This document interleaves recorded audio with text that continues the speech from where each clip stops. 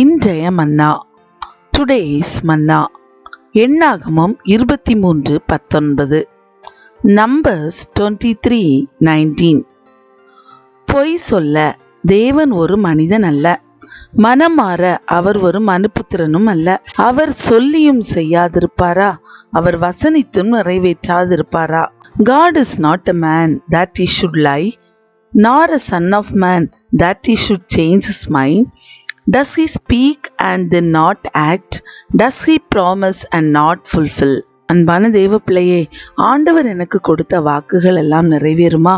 அவர் கொடுத்த வாக்குத்தத்தங்கள் எல்லாம் என் வாழ்வில் எப்பொழுது நிறைவேறும் என்று பல கேள்விக்குறிகளோடு கேட்டுக்கொண்டிருக்கிற உன்னை பார்த்து ஆண்டவர், பொய் சொல்ல நான் ஒரு மனிதன் அல்ல, மனமாற நான் ஒரு மனுபுத்திரனும் அல்ல.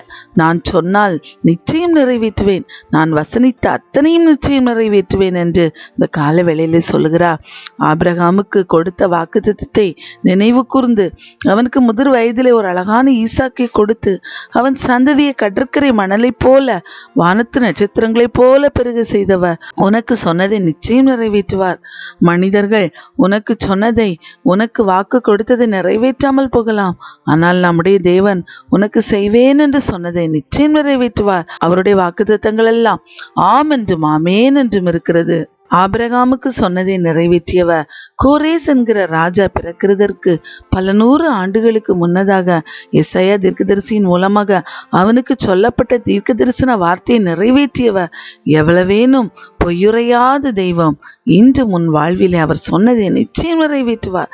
கலங்காதே, அவர் மேல் உன்னுடைய விசுவாசத்தை உறுதிப்படுத்தி அவர் மேல் நம்பிக்கையாயிரு. God bless you.